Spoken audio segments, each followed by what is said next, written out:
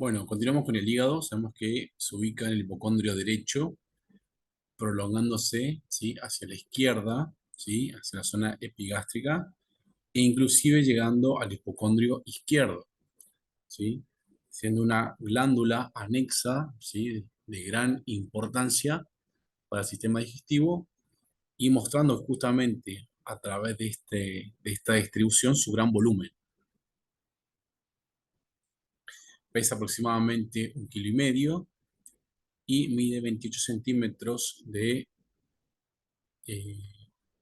como dimensión transversalmente y antero-posterior 1,16. Presenta dos caras importantes, una cara diafragmática, ¿sí?, o antero-superior, y una cara visceral posterior-inferior. En la cara diafragmática obviamente podemos observar dos lóbulos, el lóbulo derecho y el lóbulo izquierdo, separado por lo que va a ser el ligamento falciforme, que prolonga inferiormente el ligamento redondo del hígado, ¿sí?, que corresponde obviamente a la circulación fetal durante la vida intrauterina. La cara visceral es más inferior y posterior y va a presentar tres surcos, ¿sí?, dos surcos antero-posterior y uno que es de una forma transversal. Entonces tenemos que en la cara visceral tenemos la fisura del ligamento redondo, ¿sí?, que corresponde a esta porción inferior, la fosa de la vesícula biliar, que es esto que se encuentra acá, y por último, lo que corresponde al porta hepático, ¿sí?, que lo que hace es dividirme la cara visceral en cuatro lóbulos, lo que va a ser, obviamente, un lóbulo izquierdo, perdón, un lóbulo izquierdo, un lóbulo derecho, lo que va a ser un lóbulo que es posterior, ¿sí?, o caudado, y un lóbulo que es anterior o cuadrado. A ver si lo puedo ir marcando.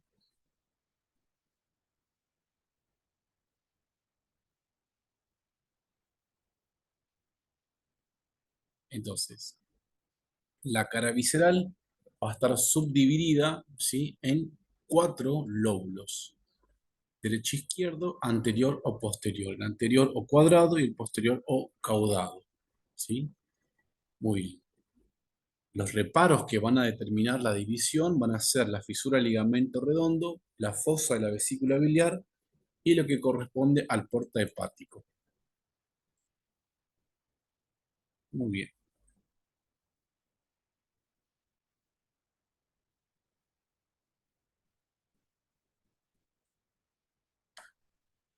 ahí estamos. Ahora bien, el hígado va a estar de alguna forma en relación a otras estructuras mediante lo que son los repliegues peritoneales, ¿sí?, en el cual tenemos el ligamento coronario, ¿sí?, que lo va a estar de alguna forma adhiriendo a todo lo que va a ser el diafragma, los ligamentos triangulares que se encuentran en la parte, ¿sí?, superiores y distales con respecto al diafragma, el ligamento falciforme que claramente lo va a unir a la pared, ¿sí?, ya que forma uno de los ligamentos más importantes, el aumento menor o epiplor menor que lo termina uniendo con la curvatura menor del hígado, y lo que corresponde al pliegue duodenal inferior o duodeno mesocólico, que lo va a terminar uniendo al duodeno por un lado, ¿sí?, y al colon, específicamente la porción transversa, por otro lado. Mediante todos esos medios, el hígado va a estar fijo, ¿sí?, en el cuadrante que corresponde al hipocondrio derecho. Esto es importante porque muchas veces nosotros escuchamos que hay personas que explican que el hígado se suele rotar, ¿no? Si tiene, diríamos, el hígado está dado vuelta, dicen. En realidad, técnicamente, no puede suceder eso porque el hígado está fijado, unido a otras estructuras que lo mantienen en su lugar. Claramente las funciones del hígado son excretar bilis, que es un emulsionante de las grasas, ¿sí?, entre otras cuestiones, secreción y almacenamiento de glucosa, hidratos de carbono y proteínas, ¿sí?, síntesis de unas proteínas que corresponden a la coagulación, ¿sí? Diríamos factores que corresponden a para que se pueda producir la cascada de la coagulación, ¿sí? Vamos a ver que también está relacionado con el metabolismo de los fármacos, ¿sí? Con la síntesis y almacenamiento de ciertas vitaminas, etcétera. Muy bien.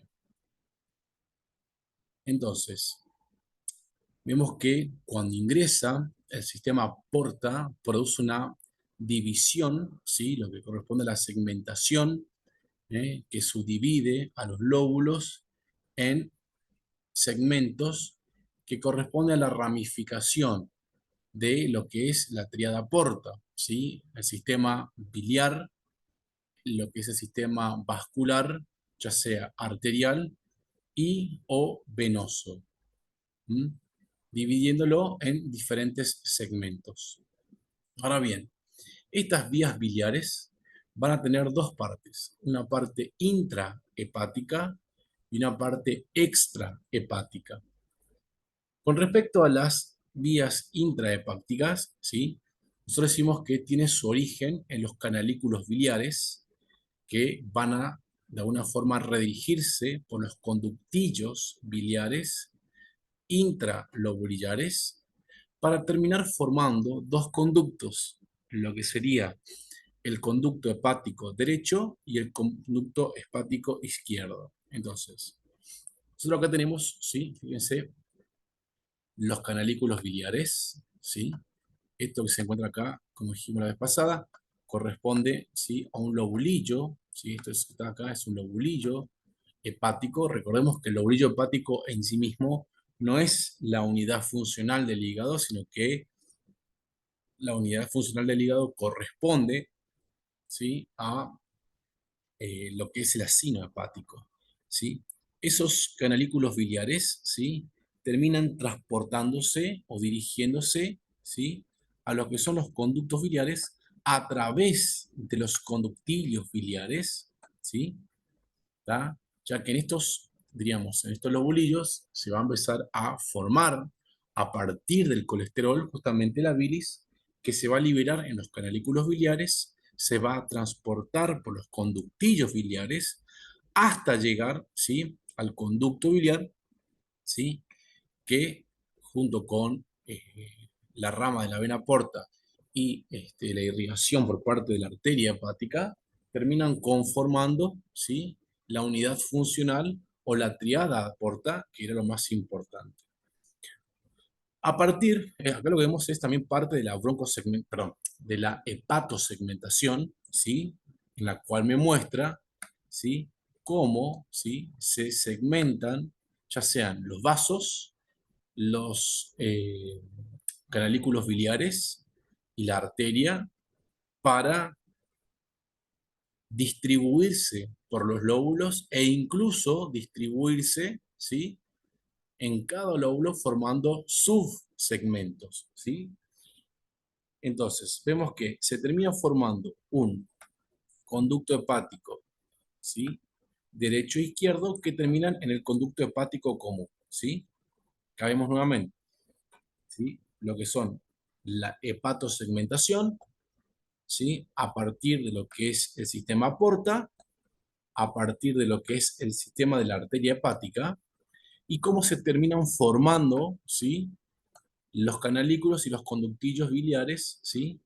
Que en este caso, obviamente, que emergen, ¿ah? Emergen, salen, ¿sí? Por el hilio hepático. Muy bien. Entonces, recordemos, ¿sí? Recordemos que la vena porta, ¿sí? Trae sangre, ¿sí? Vamos a decirla con una oxigenación menor a la sangre sistémica, pero que trae todos los nutrientes, ¿sí? Que se han absorbido por el sistema mesentérico superior, inferior y esplácnico hacia lo que van a ser justamente el acino hepático, donde se termina depurando la sangre, filtrando la sangre de todos los microorganismos que en el proceso de absorción también pasan. Entonces la sangre porta va a pasar a través de los sinusoides, que tienen un conjunto de células, denominadas células de Kupffer, ¿sí? Que son una especie de células que filtran, ¿sí? Porque fagocitan los microorganismos y de esa manera van a conectar con los capilares que corresponden obviamente al sistema central, porque de hecho desde la tríada porta la sangre va a migrar hacia la vena central y el conjunto de vena central va a ir determinando lo que son las venas subloboliares que terminan formando la vena hepática, ¿sí? Que lo que hace es drenar toda la sangre del sistema porta en la vena cava inferior. O sea que en este segmento, ¿sí? Entre lo que es la tríada portal, ¿sí? Y la vena central, se produce justamente la filtración que corresponde a otra de las funciones del hígado, ¿sí? Muy bien. Como podemos ver, tiene una gran circulación portal, venosa y arterial, que es el que se encarga la arteria hepática justamente propia, que proviene de rama de la gástrica izquierda, que proviene del tronco celíaco, de irrigar, ¿sí? De la nutrición hepática, lo que corresponde con otra de las funciones muy importantes que tiene el hígado, que es almacenar sangre. A partir del conducto hepático común que se formó, ¿sí? A partir de las vías intrahepáticas, ¿sí? Canalículos y conductillos, ¿sí? Emerge este conducto hepático, ¿sí? Por fuera del hígado, por eso tenemos lo que se llama vía biliar extrahepática, y esta vía biliar extrahepática, siempre se pregunta, va a recibir un conducto que proviene de la vesícula biliar, que es el conducto cístico.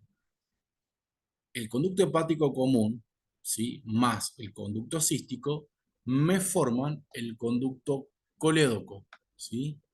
Y ese conjunto hepatocístico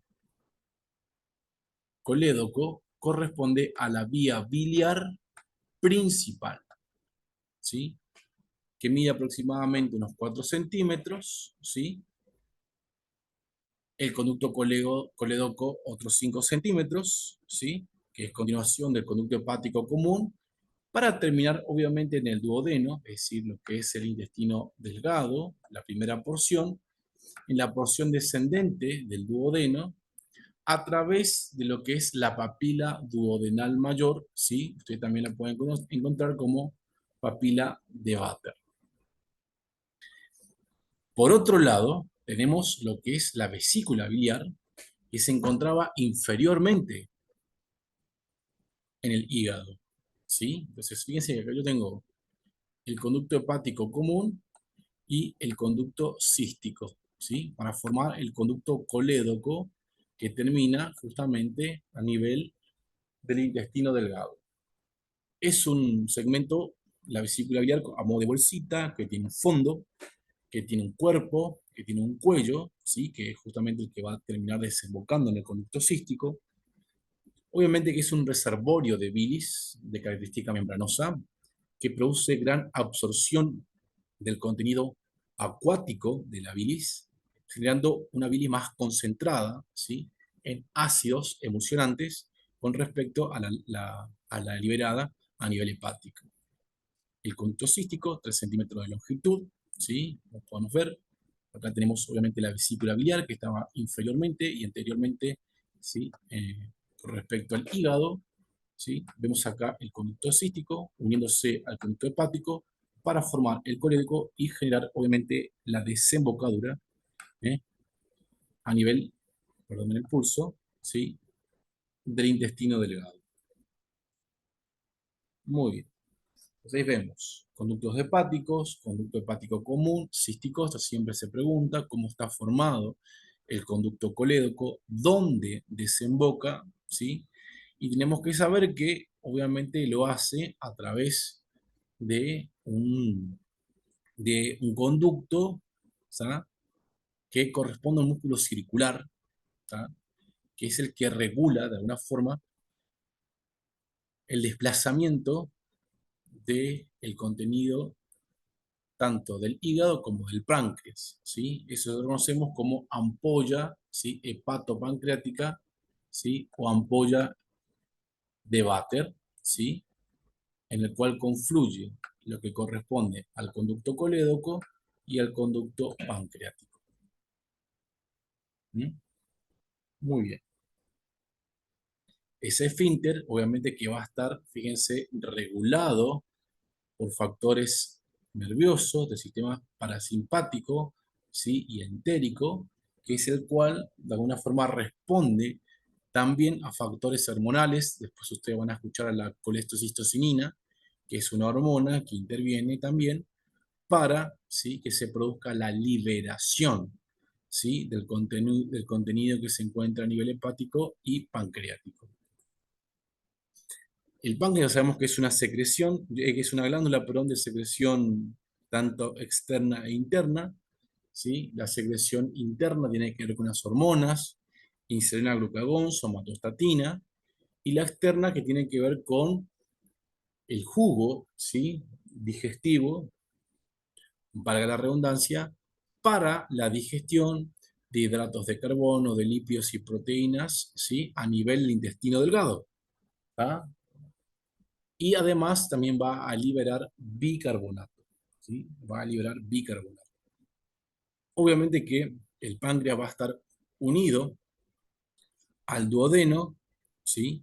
Y va a presentar partes, este páncreas, ¿sí? Que es la cabeza, que de alguna forma va a estar contenida, abrazada al duodeno, una parte más fina que corresponde al cuello, que lo continúa, la prolongación que corresponde al cuerpo y al finalizar tenemos la cola, ¿sí? Que de alguna forma se encuentra apoyada, ¿sí? En lo que es el bazo.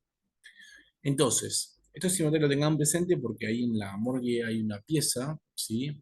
Eh, de intestino delgado, intestino grueso, y una de ellas tiene justamente el páncreas, ¿sí? Entonces, muchas veces nosotros localizando el intestino delgado, específicamente el duodeno, ya podemos localizar el páncreas, ¿sí? Y si nosotros lo pudiéramos observar en una pieza entera, podríamos también diríamos, acceder a lo que corresponde al bazo, ¿sí? Porque sabemos que existe una contigüidad, una relación, ¿sí? Entre la cabeza del páncreas con respecto al duodeno, entre la cola del páncreas y lo que es del bazo. De esa manera, ¿sí? Si encontramos el vaso, encontramos el páncreas, si encontramos el páncreas, encontramos el duodeno. Mide aproximadamente unos 15 centímetros y pesa unos 80 gramos. Ya dijimos y diferenciamos las segmentos. Y presenta dos conductos excretores. Esto corresponde obviamente al páncreas exócrino, ¿sí? Aquel que me libera justamente las enzimas para la digestión de proteínas. Ahí vamos a ver que tenemos la tripsina, carboxilopolipeptidasa, la quimiotripsina, para los hidratos de carbono, ¿sí? La amilasa pancreática, para los lípidos, la lipasa pancreática, y para lo que corresponde a para paliar la acidez del quimo, que corresponde justamente eh, al bicarbonato, ¿sí? Entonces tenemos un conducto principal, que como vemos recorre de extremo a extremo, ¿sí? El parénquima pancreático, y va a desembocar en el duodeno, en la papila duodenal mayor, y lo que corresponde al conducto, ¿sí? Pancreático accesorio, ¿sí? También denominado de Santorini, que abarca solamente el cuello y la cabeza del páncreas y desemboca en otro segmento que corresponde a la papila duodenal menor. Muy bien. Ahí vemos la relación, páncreas, ¿sí? Intestino delgado. Y por último tenemos al bazo, que si bien no corresponde a un órgano, vamos a decir, del sistema digestivo, pero como se encuentra en las zonas del abdomen aledaño al sistema digestivo, se lo termina describiendo como tal. Es un órgano obviamente linfoide, ya que va a producir gran parte de las células de la defensa, se ubica especialmente, es un órgano, diríamos, vamos a decirlo, embolsado, líquido, ¿sí? Es una bolsa de líquido, no es un órgano macizo como si lo era, por ejemplo, el hígado, ¿sí? Sino que es un órgano blando, ubicado en el hipocondrio izquierdo, posteriormente y lateralmente al estómago, ubicados, por supuesto, en la cavidad abdominal, inferiormente al diafragma, ¿sí? Y superior al riñón del lado izquierdo, inclusive a la flexura cólica. Es un órgano asimétrico, claramente, ¿no? Presenta aproximadamente unos 12 centímetros de longitud, 4 de espesor y de diámetro aproximadamente unos 8. Obviamente que en su cara medial, ¿sí? Va a tener lo que es el ilio, ¿sí? Del bazo, ¿ah? Que es el lugar donde van a ingresar justamente los vasos, ¿sí? Que corresponden a las venas y arterias esplénicas, ¿no? Muy bien. Obviamente que tiene una función inmunitaria, como dijimos anteriormente, y dentro de la parte hemática se encarga, ¿sí? De la formación, de glóbulos rojos, los conocemos como hematopoiesis, y también los glóbulos rojos que circulan, ¿sí? A nivel del bazo y que ya cumplieron su ciclo de vida, producen justamente su, vamos a decir, este, cumpliendo su vida útil, se empieza a, eh, sí, separar en partes, ¿sí? Y esa separación en partes, específicamente liberando hierro, ¿sí?